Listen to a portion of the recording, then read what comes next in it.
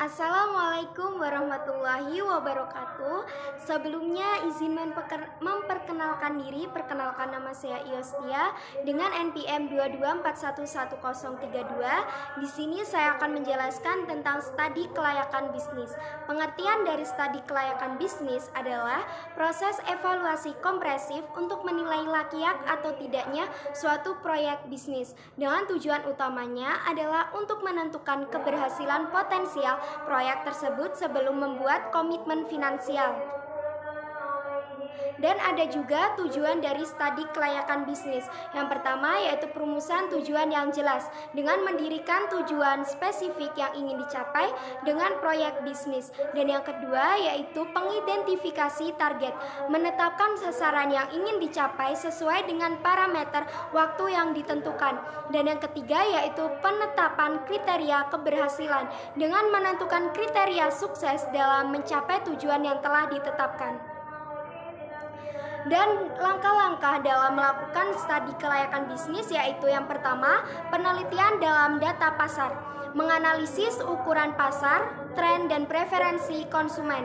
Dan yang kedua, menganalisis biaya dan keuntungan, menghitung perkiraan biaya dan profitabilitas proyek.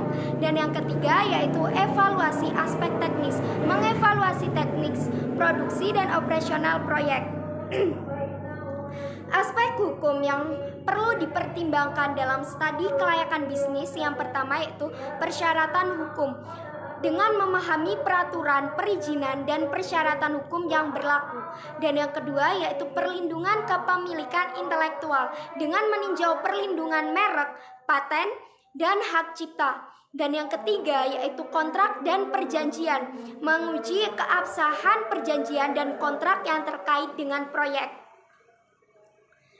Dan ada juga analisis risiko hukum. Yang pertama yaitu dapat mengidentifikasi risiko. Risiko ini mendeteksi potensi masalah hukum yang mungkin timbul. Dan yang kedua yaitu evaluasi konsekuensi dengan menganalisis dampak dari setiap risiko tersebut terhadap proyek bisnis. Dan yang ketiga, dengan pengelolaan risiko, membuat strategi untuk memitigasi dan mengelola risiko hukum yang ada. Kesimpulan yang dapat diambil yaitu dari pembahasan hasil studi, meringkas hasil evaluasi dan analisis studi kelayakan bisnis.